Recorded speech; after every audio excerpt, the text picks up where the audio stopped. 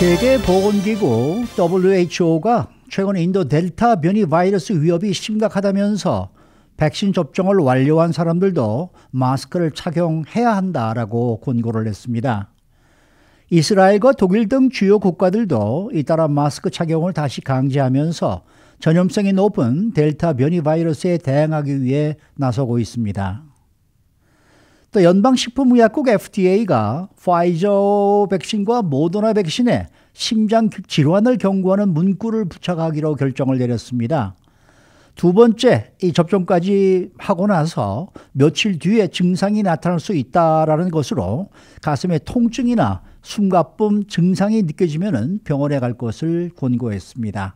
오늘은 이런 소식을 전해드립니다. 주영석 국장. 안녕하십니까. 네, 최근 델타 변이 바이러스 확산세가 아주 심각해지면서 방역 수칙 강화가 지금 권고가 됐네요. 그렇습니다. 세계보건기구 WHO가 방역 수칙 강화를 권고했습니다. 네. 델타 변이 바이러스가 이제 높은 전염성이 있기 때문에 코로나19 백신을 접종한 뒤에도 위험하다. 그래서 마스크를 써야 한다. 이런 내용이었습니다. 마리안젤라 시마오 WHO 사무부총장이 주말에 정례 브리핑에서 처음으로 언급한 내용인데요. 백신 2차 접종까지, 그러니까 백신 접종을 완료했다 하더라도 그것만으로 안전하다고 생각할 수 없다. 네. 이렇게 얘기했습니다. 그래서 백신 접종을 완료한 사람들도 델타 변이에 취약할 수 있다고 지적했고요. 그렇기 때문에 백신 접종 완료한 사람도 마스크를 벗으면 안 된다. 마스크 써야 된다. 이렇게 얘기했습니다. WHO가 그 정도의 그런 경고를 내린 거는 아무래도 델타 변이 바이러스가 그만큼 강력하다는 얘기겠죠. 맞습니다. 이 미국을 비롯한 지금 세계 곳곳에서 델타 변이가 확산되고 있습니다. 백신 접종을 완료한 사람들도 감염이 됐다는 그런 사례도 속속 지금 보고가 되고 있고요. 그래서 마리안젤라 WHO 사무부총장은 이 백신 접종만으로 델타 변이의 어떤 지역 전파를 막을 수 없다. 이렇게 강조했고요. 그러니까 지속적으로 마스크 착용을 해야 한다고 역설했습니다. 그러면서 마스크 착용은 기본이고 밀폐된 공간에 있어서는 안 된다. 네. 그러니까 밀폐된 공간에 있는 건 너무 위험하다. 반드시 밀폐된 공간은 벗어나야 되고 네. 환기되는 공간에 있어야 한다. 그러니까 실내를 하더라도 뭐 창문을 열어놓는다거나 공기 뭐 순환기 같은 게 돌아간다거나 그런 데 있어야 되지 밀폐된 공간에 있는 것은 굉장히 위험하다 이런 얘기였고요. 사회적 거리두기도 지켜야 한다. 이것도 네. 함께 권고했습니다. 네. 그러니까 지금 뭐 델타 바이러스의 확산이 전 세계적으로 뭐 거의 확실시가 되고 있는 것 같아요. 네, 그렇습니다. 네. WHO는 델타 변이가 세계적인 지배종이 될 것이라고 얘기했고요. 현재 나타나고 있는 각종 수치들이 그런 관측을 뒷받침하고 있다고 얘기했습니다. 네, 그래서 네. 지금 당장 뭐 지배종이 아닐지라도 조만간 지배종 위치에 올라설 것이다. 이렇게 좀 얘기하고 있고요. 지금 델타 변이가 공식적으로 확인된 것만 전 세계 90여 개국에 달하고 네, 있습니다. 네, 네. 그래서 우리가 이 델타 변이 공식 확인된 국가 숫자 얘기할 때마다 계속 지금 늘어나고 있고요. 네. 네, 그래서 뭐 조만간 어쩌면 지금 100개 이상 넘었을 가능성도 있는 것 같습니다. 뭐 작은 국가, 뭐 소규모 국가들은 사실 이런 집계도 제대로 안 될 테니까 그런 것까지 감안하면 이미 뭐 전 세계에 확산됐을 것으로 이렇게 보여지고 있고 이 델타 변이에서 지금 한 단계 더 변이한 델타 플러스 이 시간에도 소개해드렸는데 델타 플러스까지 등장했고요. 델타 플러스가 이미 10여 개국으로 번진 그런 상황입니다. 그렇기 때문에 좀 주의해야 된다. 이렇게 WHO는 권고를 했습니다. 네, 그러다 보니까 아무래도 뭐 방역 수칙을 더 강화하는 나라들이 지금 계속 또 늘어나고 있어요. 그렇습니다. 지금 뭐 오늘 나온 소식 보더라도 이스라엘, 독일 등이 네, 지금 네. 그 방역 수칙을 강화했다는 소식이 좀 들어왔는데요. 이스라엘 보건부는 지난 25일 그러니까 지난주 금요일 정오를 기해서 모든 실내 공간에 마스크 착용을 의무화하는 명령을 내렸습니다. 네. 그래서 지난주에 이스라엘 소식 전해드릴 때 학교에서 학교 학생들 대상으로 마스크 착용하라는 권고를 했다고 말씀드렸는데 거기서 한 단계 더 나가서 지난 금요일 정오를 기해서 모든 실내 공간에 마스크 착용을 해야 된다. 의무화로 더 강하게 지금 이스라엘이 나갔습니다. 실외에서도 사람들이 많이 모이는 행사에서는 마스크 착용을 해야 된다는 그런 지침을 발령을 했습니다. 네. 그리고 병원, 요양시설에서 일하거나 방문하는 사람도 마스크 착용해야 된다. 거기가 실외라 할지라도 마스크 착용을 해야 된다. 이렇게 지금 그 명령을 내린 겁니다. 그래서 뭐 이스라엘은 전 세계에서도 가장 빠르게 백신 접종이 이루어졌기 때문에 백신 접종과 관련해서 가장 모범 국가라고 그렇게 뭐 보도도 많이 나오고 알려져 있었지만 이스라엘이 그럼에도 불구하고 지금 이렇게 마스크 착용을 다시 의무화 했습니다. 이스라엘은 인구의 57%가 2차 접종까지, 그러니까 57%가 백신 접종을 완료한 그런 상황이지만 델타 변이가 심각해지자 마스크 착용 해제, 6월 초, 이달 초에 해제했다가 결국 뭐 몇 주 안 가서 다시 지금 부활하고 있는 그런 상황입니다. 그리고 독일 같은 경우는 지금 2차 접종률이 35%, 그러니까 백신 접종 완료가 35% 정도입니다. 전 국민의 3분의 1이 조금 넘는 정도 수준으로 지금 백신 접종 완료 상태인데요. 이 독일에서도 접종 후에 마스크를 쓸 것이 당부가 됐습니다. 독일의 질병관리청 격인 로베르트 코흐 연구소의 로타빌러 소장이 그렇게 공식 발표를 했습니다. 네네. 백신 접종만으로는 가을에 급격한 확산을 예방할 수 없을 것이다, 이렇게 단언했다고 합니다. 그러니까 지금 추세라면 올 가을쯤이면 다시 확산이 거의 확실시되고 있는데 지금 뭐 백신 접종했으니까 이제 마스크 벗고 마음대로 해도 된다, 이런 식으로 행동하면 100% 이거 확산으로 간다, 이런 얘기를 독일의 그 질병관리청장격인 이 로타빌러 소장이 얘기를 했습니다. 그래서 마스크 반드시 껴야 되고요, 써야 되고요, 사회적 거리두기도 지켜야 된다. 그래서 기본적인 방역 지침은 지켜야 한다고 강조했고 방역 지침 완화를 조기에서는 안 된다는 점도 분명히 했습니다. 그래서 WHO가 규정한 집단 면역으로 볼 수 있는 기준이 80% 이상인데 거기까지 도달하기 전까지는 절대로 방역 지침을 완화해서는 안 된다, 이렇게 얘기하고 있습니다. 이게 지금 전 세계에서 나타나고 있는 공통된 현상이에요. 뭐 영국도 지금 뭐 델타 변이 때문에 좀 난리를 겪고 있고, 그런데 이제 미국이 과연 지금 어떤 입장을 취할지, 아직 CDC가 공식적으로 그 마스크 벗어도 된다고 해놓고선 그 이후로는 지금 아무런 가이드라인이나 지침에 변경이 없는데, 지금 7월 4일이 이제 얼마 안 남았습니다. 한 열흘 정도 남았는데요. 근데 독립기념일 때 조 바이든 대통령이 생각하듯이 그렇게 축제 분위기가 되기는 좀 어렵지 않을까 싶은데 과연 그래도 7월 4일 축제 분위기로 갈런지 아니면 좀 현실을 자각하고 마스크를 쓰라고 다시 지침을 바꿀런지. 근데 지금 전 세계에서 나타나고 있는 현상은 상당히 좀 우려된다. 미국이 계속 이렇게 놔둬도 되는 건지, 그런 점에 지금 의문이 들고 있습니다. 제가 지난 주말에 한인타운을 비롯해서 뭐 산타모니카, 베벌리힐즈 이쪽으로 한번 이렇게 돌아봤는데, 베벌리힐즈 같은 데에는 뭐 마스크 쓴 사람들이 아무도 없더라고요. 근데 한인타운에 우리 한인들은 아직도 많이, 거의 대부분이 지금 마스크를 쓰고 다니고 네, 계시고, 그렇죠. 그래서 좀 우리 한인들은 좀 그런 면에서는 좀 뭔가 좀 좀 아무래도 조심스러운 이제 그러한 입장인 것 같은데, 아이고 저희 뭐 백인 사회에서는 뭐 지금 다들 벗어버렸어요. 이게 어떻게 될지 모르겠습니다.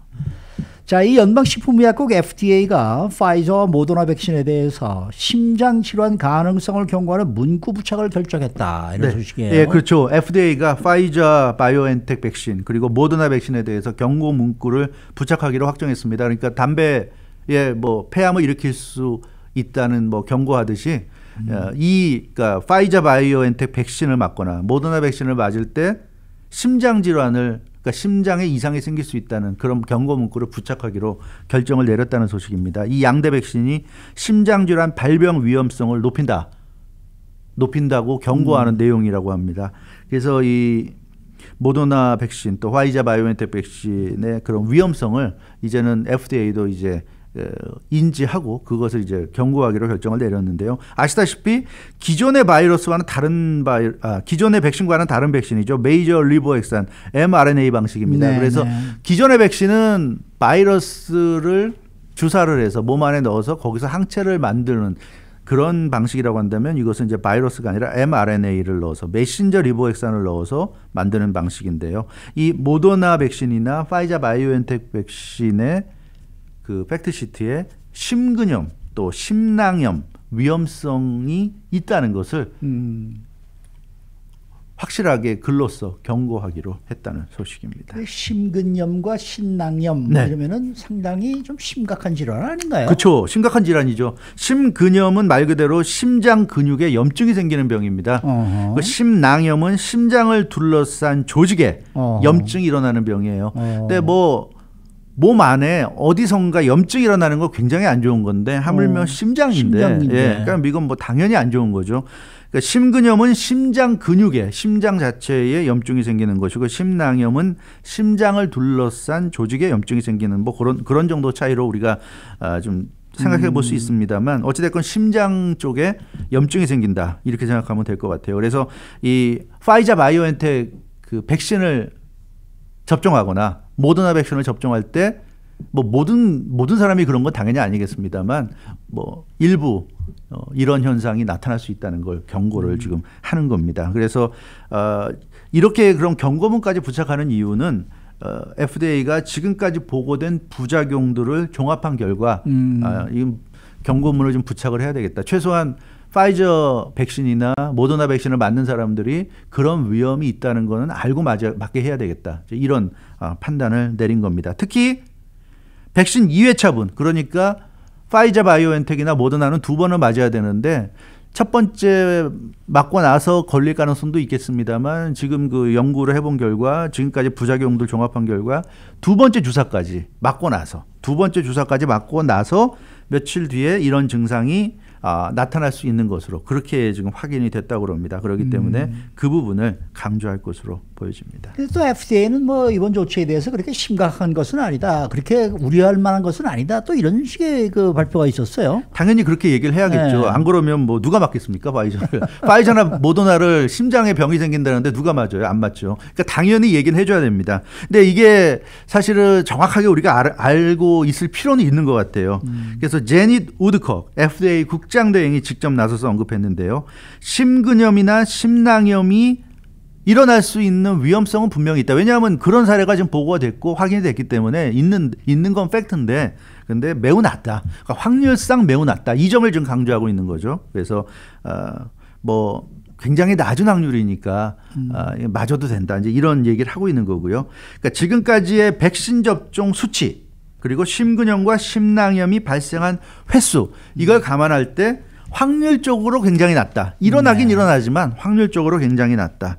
따라서 코로나19 백신을 접종함으로써 얻을 수 있는 이익과 코로나19 백신을 접종해서 얻을 수 있는 위험을 이거를 그 뭐라고 그럴까요? 비교를 한다고 한다면 그러면 이익이 훨씬 높기 때문에 예, 이거는 맞아도 된다. 뭐 이런 얘기인데 근데 이게 사실 이렇게 산수 수치처럼 뭐 확률로 볼 때 좋은 쪽이 압도적이고 안 좋은 쪽이 아주 희박하다고 한다고 그러면 사실 뭐 이걸 택하는 게 그러니까 좋은 쪽을 택하는 게 맞긴 하겠습니다만 근데 이게 건강과 관련된 문제고 심장과 관련된 문제니까 뭐 이렇게 얘기해도 불안해하고 걱정하는 분들은 분명히 있을 것 같아요. 근데 뭐 팩트는 그렇다 이렇게 말씀드립니다. 근데 구체적으로 뭐 어느 정도의 수치가 발표가 됐나요? 네, 그렇습니다. 구체적인 수치가 나왔습니다. 그 CDC, 그 연방질병통제예방센터 CDC의 자문기구죠. ACIP 예방접종 자문위원회입니다. 이 ACIP에 접수된 신고 수치를 소개했습니다. 네. 네, 파이자 바이오엔텍 백신과 모더나 백신 3억 도스가 지금 접종이 됐는데요. 심장질환에 대한 신고가 1,200여 건을 좀 받은 것으로 이렇게 드러났습니다. 이게 이 미국 내에서죠. 그러니까 심장 질환을 겪은 사람들의 신고 횟수가 1,200여 건 네. 예, 달했다고 그럽니다. 근데 CDC가 그 신고받은 1,200여 건 중에서 300건에 대해서 그러니까 이 1,200여 건을 다 지금 확인하고 있는데요.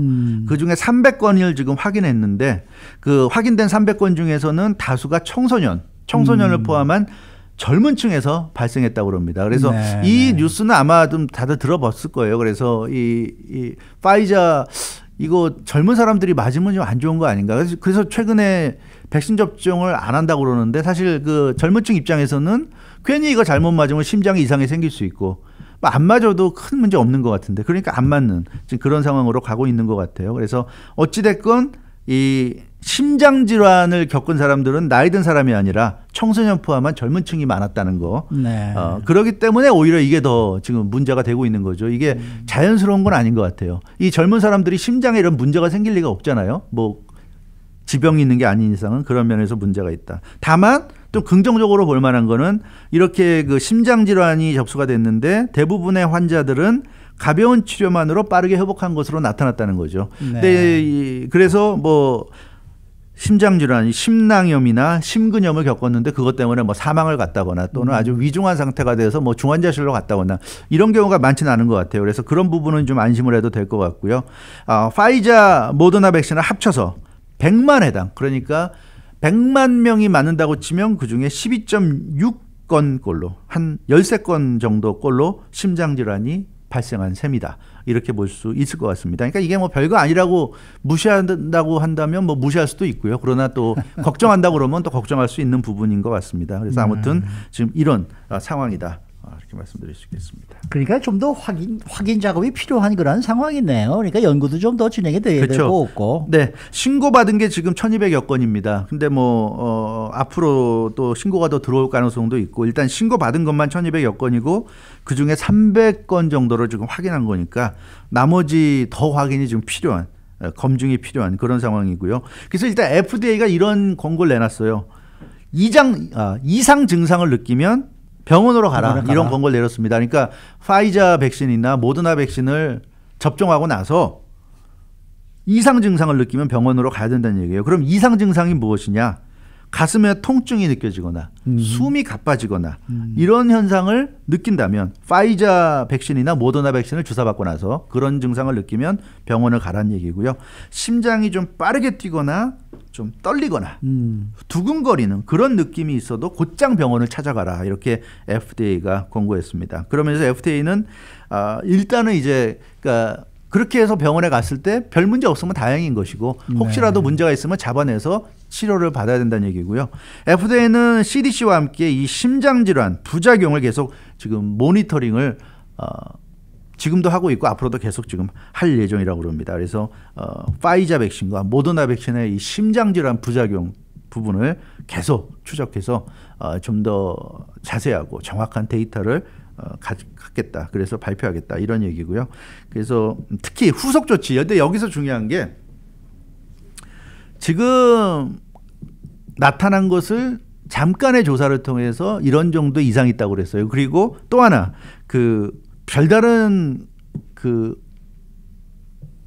사망이라든가 중증으로 간 경우는 거의 없다고 얘기 드렸는데 이건 좀 단기적인 부분이란 말이에요. 그래서 장기적으로 그 심장에 이상이 생겼을 때 장기적으로 문제 없는가? 그거는 계속 살펴봐야 되는 문제입니다. 그래서 그런 부분도 평가를 하겠다 이런 얘기를 하고 있으니까 계속 FDA나 CDC의 이 파이자, 모더나 백신과 관련된 발표는 우리가 주의 깊게 지켜봐야 될 것 같습니다. 네.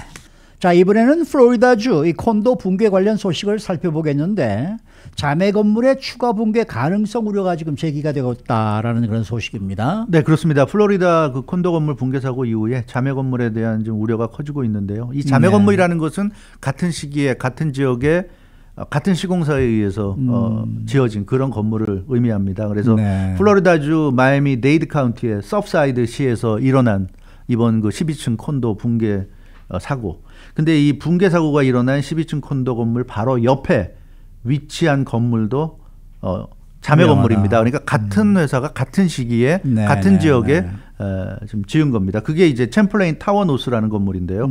이 챔플레인 타워 노스도 바로 옆에 똑같은 회사가 지은 건물이 이렇게 붕괴됐기 때문에 이러면 이것도 좀 위험한 거 아닌가 이런 지금 얘기들이 나오고 있습니다. 자, 그렇다면은 대책을 좀 빠르게 마련을 해야 할 텐데 이 주정부와 시정부 등이 뭐 서로 방관하는 듯한 느낌이다 이런 지적이 나오고 있어요. 그렇습니다. 지금 뭐 플로리다 주에서 일어난 일이니까 플로리다 주지사가 관련이 되고 또 서브사이드 시에서 일어났으니까 서브사이드 시장도 관련이 되는 건데 모두 적극적으로 나서지 않고 지금 애매한 모습만 보이고 있습니다.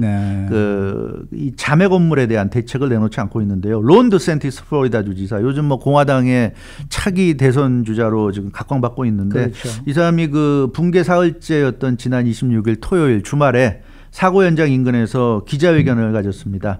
그래서 그 자매 건물에 대해서 언급했는데요. 자매 건물이 같은 설계로 동시기에 지어진 건물이다 이렇게 설명을 했고요. 자매 건물이기 때문에 바로 똑같은 회사에서 지은 바로 옆 건물이 이렇게 붕괴됐으니까 당연히 이 건물도 지금 위험할 수 있다는 인식을 가져야 되고 점검을 해야 된다는 거죠. 그래서 자매 건물 거주자들이 지금 현재 자매 건물에 살고 있는 거주자들이 잠재적으로 대피하는 것을 고려해야 한다는 점을 알고 있다 이렇게 언급했습니다. 그렇지만 자기는 지금 현재 자매 건물 거주자들이 대피한다는 점을 본인은 알고 있는데 주지사인 본인은 알고 있는데 그렇지만 궁극적으로는 시 관할이기 때문에 시장이 명령해야 한다. 그러니까 서브사이드 시장이 명령해야 하는 것이다. 이렇게 강조했습니다. 그래서 이 얘기를 보면 모든 책임을 서브사이드 시장에게 떠넘긴 듯한 좀 발언인 것 같고요. 뭐 주지사가 적극적으로 시장과 논의할 수 있고 그래서 본인이 그렇게 생각한다 그러면 시장을 설득을 하든지 뭐 할 수 있는데 이렇게만 얘기해 놓으니까 이게 뭐지 하는 느낌이 좀 드는 이런 기자회견 내용이었습니다. 그 서브사이드 시장은 지금 어떤 입장이에요? 네, 찰스 버켓 서브사이드 시장입니다. 찰스 버켓 서브사이드 시장은 CBS 뉴스와 인터뷰했는데요. 이 붕괴 건물의 자매 건물인 챔플레인 타워 노스에 자발적인 대피 명령을 내렸다고 언급했습니다. 네. 이 주민들 중에 필요하다고 생각하면 본인들이 알아서 대피하라고 자발적인 대피 명령 내렸는데 여기에 대해서 지역 언론인 마이애미 헤럴드가 그 강제 대피 명령을 내리지 않았다 이렇게 지적을 했습니다. 그러니까 이 정도 상황이라면 강제 대피를 내려서 대피를 무조건 하게 했어야 되는데 자발적인 대피니까 대피 안 해도 그만이란 얘기잖아요. 그래서 이거는 좀 아니지 않느냐고 그 마이애미 헤럴드지가 지적을 했습니다. 이와 관련해서 찰스 버켓 시장은 거주자들이 원할 경우에 대피할 수 있도록 했다 이렇게 얘기를 했고요. 근데 문제는 집에 대해서는 무조건 강제 대피를 해야 됩니다. 왜냐하면 집 자체가 재산이고 집안에 각종 재산들이 있잖아요. 그러니까 사람들이 자발적인 대피라고 하면 대부분 안 떠납니다. 정말 극단적인 상황이 아니면 정말 지금 당장 흔들린다, 뭐 무너질 것 같다 이 정도 아니면 대피 안 하죠. 안 합니다. 왜냐하면 집안에 자기 재산이 있기 때문에. 그래서 사람들한테 이렇게 자발적인 대피하라고 선택권을 주면 선뜻 집을 나설 사람들이 별로 없어요. 그렇기 때문에 이 찰스 버킷 시장은 거주자들에게 선택권을 줬다고 강조하고 있지만 이거 좀 문제가 아닌가 하는 그 지적이 나오고 있습니다. 근데 이 지금 시장이 문제가 되는 게 붕괴가 일어나는 직후에 그 한 발언 때문에 지금 그렇다라는 얘기예요. 그렇습니다. 그 발언과 지금 얘기하는 게 좀 다르죠. 그 찰스 버킷 시장이 그 CBS 뉴스와 인터뷰하기 전날 SNS를 통해서 또 다른 언론들과 인터뷰를 통해서 강력히 비판했어요. 이건 제3세계에서나 일어날 수 있는, 사실 제3세계라고 너무 딱 집어서 얘기하니까 제3세계 국가들도 기분 나쁠 수 있을 것 같긴 한데 아무튼 이 시장은 그렇게 얘기했습니다. 제3세계 국가에서나 일어날 수 있는 이런 사고가 어떻게 미국에서 일어날 수 있는지 자기는 이해할 수가 없다. 이건 아니다. 이건 말도 안 되는 일이 일어났다. 이번 콘도 붕괴는 정말 창피스러운, 제3세계에서나 일어날 수 있는, 그럼 미국이 제3세계 국가냐? 아니지 않느냐? 뭐 이런 식의 얘기를 하면서 굉장히 개탄한다는 그런 얘기를 했습니다. 그러면서 같은 개발자에 의해서 같은 설계와 같은 재료로 자매 건물이 바로 옆 건물이 지어졌을 것이다 이렇게 언급했어요. 그래서 자매 건물이 안전하다고 사람들에게 말할 수 없다 이런 말까지 했습니다. 그렇기 때문에 이렇게까지 얘기했으니까 당연히 강제 대피령이 내려질 것이라고 많은 사람들이 생각을 했고, 이건 강제 대피령을 시사하는 발언이다. 그래서 이런 발언 내놓고 바로 강제 대피령을 내리지 않겠는가 이런 이제 예상들을 했는데 결국은 자발적인 대피령에 그치고 말아서 아니 도대체 자기 스스로 이렇게 얘기해놓고 자발적인 대피령은 사실 대피령을 안 내린 거나 진배 없는 건데 왜 그렇게 했을까 이런 지금 좀 의문, 비난이 나오고 있는 상황입니다. 근데 이 시장이나 주지사 등이 왜 이렇게 적극적인 조치를 취하지 않을까요? 네, 그런 이유가 있죠. 지금 뭐 대체적으로 지금 언론들이 보는 그런 이유는 똑같습니다. 다 하나로 보고 있는데 결국 책임지기 싫어서 그렇다 이렇게 좀 보고 있습니다. 모든 일엔 책임이 따르고 책임을 져야 되는데 그 어떤 책임을 지는 것이 지금으로서는 좀 쉽지 않다고 느끼는 것 같아요. 그러니까 강제 대피령을 취하게 되면 그 사람들이 어딘가로 가야 되잖아요. 강제 대피할 곳이 필요합니다. 그러니까 강제 대피 장소도 필요하고요. 강제 대피 장소를 마련한다는 건 결국 돈입니다. 강제 대피 예산이 들어갑니다. 그래서 예산을 마련해야 되고 그런 여러 가지 그런 강제 대피와 관련된 부분들을 신경을 써야 되는데 결국 그런 것 등이 이제 부담이 되는 거죠. 지금 상황에서 갑자기 대피 예산 구하는 것에 대한 그 부담이 있는 것이고, 또 주민들이 대피할 장소도 갑자기 어디서 지금 마련할지, 더군다나 지금 코로나19가 요즘 많이 좋아졌다고는 합니다만 그래도 팬데믹이 완전히 끝나지 않은 상황에서 이렇게 집단으로 사람을 수용한다는 거 굉장히 부담스러운 거죠. 거기서 만약에 코로나19 집단 감염이라도 일어나면 그건 뭐 또 참 뭐 정치인들 입장에서는 쉽지 않은 그런 일이라고 할 수가 있겠습니다. 그러다 보니까 지금 강제 대피가 아니라 자발적인 대피령을 내린 것으로 언론들은 보고 있는데요. 이게 참 문제가 아닌가 싶습니다. 뭐 더군다나 플로리다 주지사는 지금 대통령을 노리는 사람이고 이러다 보니까 뭐 대통령을 노리는 사람으로서의 책임 있는, 또 주지사로서의 책임 있는 행동은 해야 되지만, 그러나 그것이 자칫 또 논란이 돼서 또 본인이 책임져야 될 그런 상황까지 가는 거는 또 원치 않는 거죠. 본인의 대권 과도에 도움이 안 될 테니까. 그러다 보니까 이런 애매한 상황, 입장 표명은 하면서도 어떤 구체적인 액션에 들어가는 거는 굉장히 조심스러운 그런 좀 모습인 것 같은데요. 마이애미 헤럴드가 그런 지적을 했어요. 대피에 필요한 자금은 연방재난관리청 FEMA 기금에서 할당될 것으로 보인다. 어차피 이거는 그 조 바이든 대통령이 재난지역 선포하지 않았습니까? 선포했죠. 예, 그래서 결국은 FEMA가 할 것 같은데, 근데 그럼에도 불구하고 주지사나 시장이 이렇게 좀 소극적으로 나오는 거 이해하기 어렵다. 이제 이런 지적을 마이애미 헤럴드가 했고요. 주민들이 지금 FEMA가 내놓는 그 자금에 접근할 수 있는 방법 이런 것 등이 지금 명확하지가 않다. 왜냐하면 뭐 플로리다주나 서브사이드 시티라든가 어느 쪽도 지금 뭐 비상사태라든가 아무것도 선포하지 않고 지금 이런 상황이니까 지금 주민들만 답답하고요. 근데 정말 걱정스러운 게 이러다가 만약에 이 자매 건물까지 무너지거나 이런 상황이 된다면 그건 정말 좀 큰일일 것 같아요. 지금 뭐 아직은 사람 그 구조하고 이런 쪽에 집중하고 있기 때문에 사고 원인 같은 거는 나중에 좀 시간이 지나야 밝혀지겠습니다만, 뭐 바닷가 근처에 지었기 때문에 집안 침하라든가 해수면 상승이라든가 이런 것 때문에 문제가 됐을 가능성이 있다고 그러는데, 그렇다면 바로 옆 건물도 분명히 문제가 될 수 있어요. 그렇죠. 있기 때문에 이거는 좀 조치가 빨리 내려져야 되지 않겠는가. 지금 이렇게 시간 끌다가 그런 일은 절대로 벌어져서는 안 되겠습니다만, 만약에 옆 건물까지 비슷한 붕괴 사고가 일어난다고 한다면 그때는 정말 주지사고 시장이고 전부 다 책임져야 될 텐데, 뭐 책임이 문제가 아니라 사람들이 지금 위험할 수도 있기 때문에 빨리 좀 액션이 좀 취해져야 되지 않겠나 싶습니다. 네, 수고 많으셨습니다. 주영석 국장이었습니다.